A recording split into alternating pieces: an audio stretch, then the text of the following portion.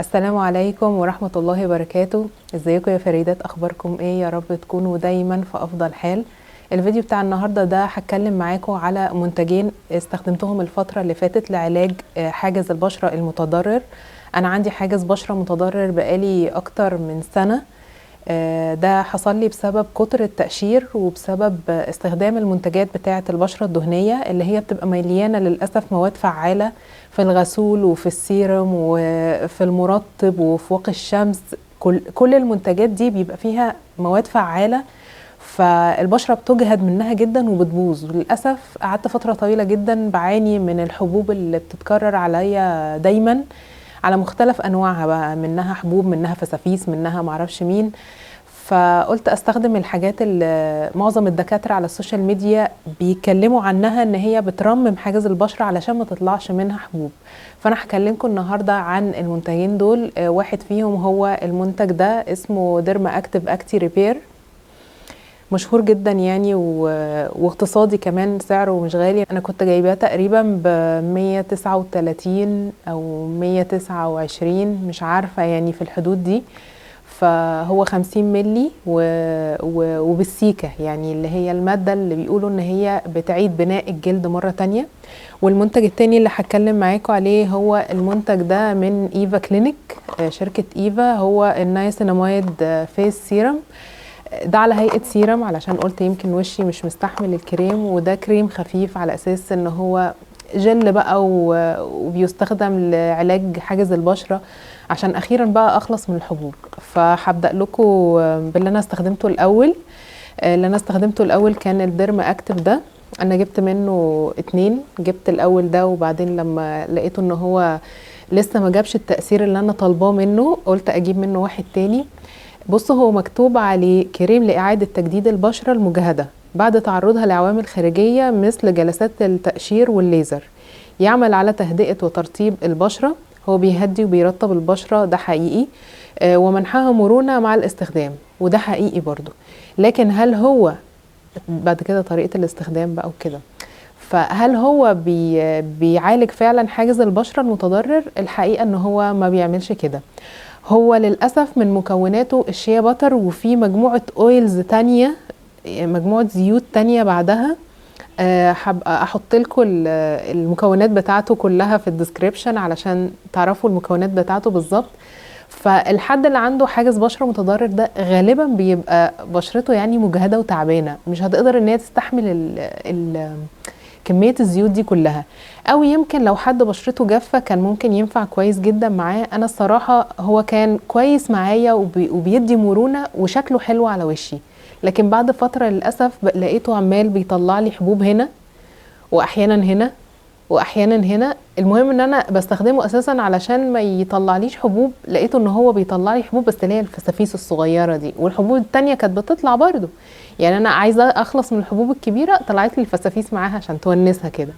فالكريم ده ما كانش مناسب مع بشرتي تماما، وانا مش شايفاه ان هو يعني بيبني الحاجز ولا بيعالج الحاجز المتضرر. هو مجرد ان هو بيدي جلو كده للوش، وبيديها نعومة برضو البشرة، وبيديها كده منظر مشرق. يعني هو بيخلي المنظر مشرق كده وجميل وريحته حلوة وخفيف وكل حاجة.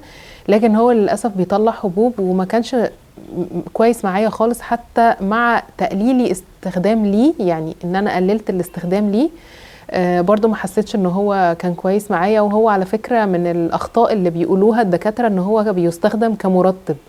هو مش مرطب، هو كريم لإعادة بناء البشرة، ده اللي هو بيقوله يعني، وهو بيعملهوش يعني. بس احنا لو استخدمناه كمرطب خلاص احنا وشنا حرفيا بنحط عليه زبدة الشيا، وبنحط عليه زيت اللوز الحلو، وبنحط عليه زيت الكوكونات اللي هو جوز الهند، وفي كمية بارافينز، وفي يعني لا، هو في حاجات كتير تقيلة على الوش مش هيستحملها بصراحة إلا البشرة اللي هي ممكن تكون جافة أو يمكن عادية.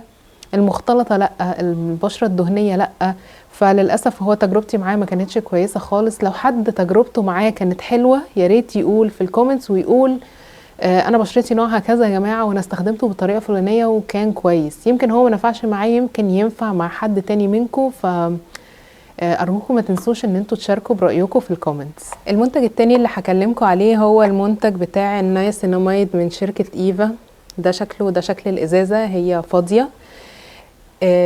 السيرم ده من كتر ما انا شفته على السوشيال ميديا والناس بتشكر فيه وبتقول ان هو ده الحل السحري اللي هعمل بيه كده كده على وشي هيبقى جميل، انا فضلت ادور عليه في الصيدليات وفي السوبر ماركتات بشكل يعني كأني بدور على علاج، والله العظيم كأني بدور على دواء مهم خطير، ومكنتش لاقيه خالص. ولما لقيته عند صيدليه بعيده جدا جدا لقيته اونلاين واضطريت ان انا اخليهم ان هم يبعتوهولي، يعني مش متوفر ومش موجود ومسحوب وكل الناس بتستخدمه والناس بتعمل له ريستوك وكده. هو المفروض مكتوب عليه انتي ايجينج، يعني بيحارب علامات التقدم في السن، بس انا جايباه اساسا لان هو بيقلل من الافراز الدهني وبيبني حاجز البشره. يعني النايسيناميد دي المفروض ان هي بتبني حاجز البشره وبتقلل الافراز الدهني بما ان وشي دهني وبيطلع لي حبوب دائما وابدا. فاستخدمته اول استخدام واخر استخدام، هو بيعمل حاجه كويسه ان هو بيدي منظر البشره الزجاجيه، يعني بتلاقي وشك كده عامل زي مسطح كده زي السيراميكا، وتلاقي وشك بيلمع كده لما تعملي كده في الاضاءه، فهو بيدي التاثير ده. بس انا معرفش التاثير ده بيجي من النايسيناميد نفسه ولا من حاجه تانية من اللي موجوده جواه، بصراحه مش عارفه. لكن هو ولا بيبني الحاجز ولا بيصلح البشره ولا بيضيع حبوب ولا حتى بيعمل الانتي ايجينج. يعني انا استخدمته، انا بستخدم من الحاجات دايما بسيط علشان البشره بتاعتي بتبقى حساسه، فاستخدمته بسيط، استخدمته كتير، هو نفس التأثير وقعد معايا فترة طويلة عبال ما خلص. لحد ما خلص ما شفتش منه اي تأثير، بالإضافة إلى النظام اللي هو التأثير بتاعه اللي هو البشرة الزجاجية السيراميكا اللي بتعمل كده وتلمع في الإضاءة. للأسف بعد شوية بتلاقي فيه خط أبيض ظهر هنا، خط أبيض ظهر هنا، خط أبيض أبيض، يعني اللي هو ممكن تعمليه كده يتقشر وينزل على هيئة قشر. فأنا معرفش برضو المادة ايه اللي بتعمل الطبقة اللي عاملة زي القشرة دي. يمكن الطبقة السيراميكية دي هي الحاجة اللي بتعمل طبقة القشرة دي، بس هي بيبقى منظرها مش حلو خالص لو انتي بره البيت، يعني هتلاقي الموضوع محرج، بيبقى وشك مليان قشر.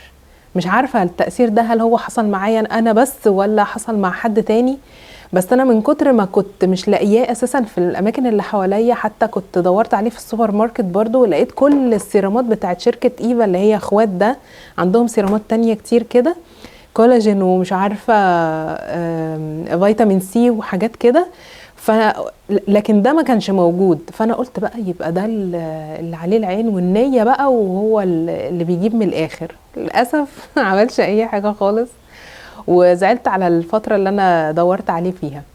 فبصراحة خيبوا ظني المنتجين دول، لكن لو حد فيكم بجد نفع معاه المنتجين دول ارجوكم تقولوا، علشان اي حد يتفرج على الفيديو ويقرا الكومنتس يعرف ان هو بس ما نفعش معايا انا كبشرتي انا الشخصية، لكن نفع مع ناس تانيين. ولو جربتوا اي منتج تاني له علاقة ببناء حاجز البشرة يا ريت تبقوا تقولوا لي، علشان برضو ممكن اجربه واستفيد من التجارب الاونست بتاعتكم الصادقة.